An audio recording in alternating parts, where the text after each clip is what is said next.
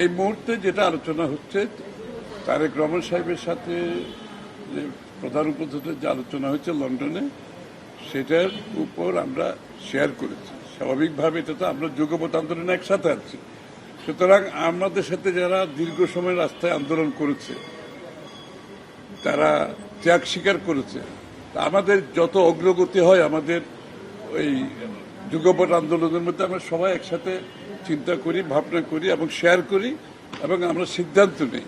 সুতরাং আজকে লন্ডনের মিটিংয়ের উপর আমরা শেয়ার করেছি এবং দুই পক্ষই অত্যন্ত সন্তুষ্ট যে আমরা যে ফেব্রুয়ারিতে নির্বাচনের দিনক্ষণ মোটামুটি একটা ঘোষণা আসছে।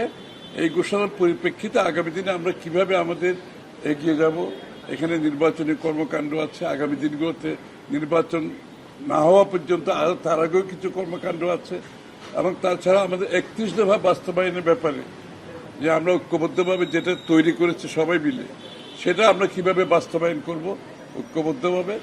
মোটামুটি এই আলোচনাটাই হয়েছে। আমাদের সামনের দিকগুলোতে আমরা বিগত দিনে যেভাবে আন্দোলনে ঐক্যবদ্ধ ছিলাম, আগামী দিনগুলোতে আমরা ঐক্যবদ্ধভাবে এগিয়ে যাব। নির্বাচনের পরবর্তী সময় সরকার 31 দফা বাস্তবায়ন। আরেকটা বিষয় হচ্ছে যে কমিশনে যুগপৎ আন্দোলন অনেক দলগুলোর সঙ্গেই অনেক বিষয় নিয়ে বিএনপির একটু মতবিরোধ হচ্ছে বা জায়গা থেকে অনেকে ছাড় দিচ্ছেন না, সেসব বিষয় নিয়ে এক জায়গায় আসার কোনো আপনারা? এই তো এই জিনিসটা তো খুব একটা, এটা নিয়ে বিতর্কের কোনো সুযোগ নাই। একটা জিনিস ডক্টর ইউনূস সাহেবও বলেছেন, জনাব তারেক রহমান সাহেব বলেছেন, প্রায় সব রাজনৈতিক দলের মধ্যে একটা ঐক্যমত আছে, সেটা হচ্ছে ঐক্যমতের পরিপ্রেক্ষিতে যে কঠিন সংস্কার করা সম্ভব সেই কঠিন সংস্কার হবে, তার বাইরে যাওয়ার কোনো সুযোগ নেই। কারণ প্রত্যেকটি দলের নিজস্ব চিন্তা ভাবনা আছে, দর্শন আছে, ভবিষ্যৎ আছে। সুতরাং এখানে সব জায়গায় ঐক্যমত হওয়ার কোনো সুযোগ নাই। কারো জন্য কোনো বিষয়ে বিএনপির জন্য গুরুত্বপূর্ণ, কোনো বিষয়ে আরেকজনের জন্য গুরুত্বপূর্ণ, এই ডিফারেন্স থাকবে। এই জন্য যেই বিষয়গুলোতে ঐক্যমত হবে সেইগুলোতে সংস্কার হয়ে যাবে, আর বাকিগুলো জনগণের কাছে নিয়ে যাবে প্রত্যেকটি দল আগামী নির্বাচন। আরেকটা বিষয়, আজকে নগর ভবনে আপনার প্রশাসন বসছে, নতুন প্রশাসন বসছে, এক্ষেত্রে আসলে তিনি জানিয়ে যাচ্ছেন।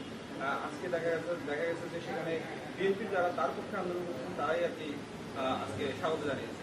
আপনাদের অবস্থান না, এখানে বিষয়টা আপনাদের বুঝতে হবে।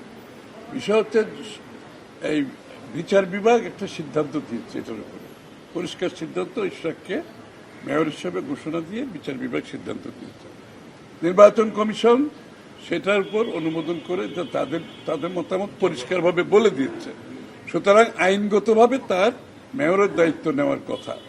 এবং আমরা আশা করছি বাংলাদেশে আমরা আইনের শাসনে বিশ্বাস করি, সরকার যারা পরিচালনা করে তারাও আইনের শাসনে বিশ্বাস করি, আমরা দৃঢ়ভাবে বিশ্বাস করি। আইনের শাসনে যদি আমরা বিশ্বাস করে থাকি তাহলে ইশরাকের দায়িত্ব নেওয়াটা খুবই স্বাভাবিক এবং আমরা সরকারের এই সিদ্ধান্তের অপেক্ষায় আছি। আরেকটা বিষয় শেখ হাসিনার অবৈধ নির্বাচনে যেসব প্রধান নির্বাচন কমিশনাররা সহযোগিতা করেছিল এক এক করে সবাইকে গ্রেফতার করা হচ্ছে, বিষয়টি কিভাবে দেখছেন? আজকে গত মিটিংয়ে বলে না, আজকে আদালতে তিনি সাক্ষ্য দিয়েছেন যে 2014 সালের নির্বাচনটা দামি নির্বাচন হয়েছে এবং সেই হিসেবে তিনি আরো কথা বলছেন যে যদি মৌলিক সংস্কার না হয় সেক্ষেত্রে আগামী 1000 বছরও একটি সুষ্ঠু গণতান্ত্রিক নির্বাচন হবে। এটা তো ওনার মতামতের উপর আমাদের বক্তব্য রাখার কিছু নেই। এখন তো অনেকে ভালো ভালো কথা বলবে, তাই না? সুতরাং এই এখন সব আকাম কুকাম করে এখন ভালো ভালো কথা বলতে কোনো লাভ নেই। হ্যাঁ,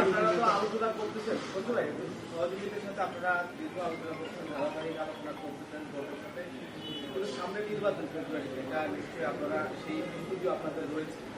প্রশ্নটা বা জানতে চাওয়া হচ্ছে যে আসন ভাগাভাগি বা ছাড় দেওয়ার বিষয়ে এখনো কোনো আলোচনা হচ্ছে কিনা আপনাদের? না, এখন তো আমরা ওই পর্যায়ে আসি নাই। নির্বাচনের তফসিল ঘোষণা হবে, নির্বাচনী কার্যক্রম শুরু হলে তো এই প্রক্রিয়া হবে।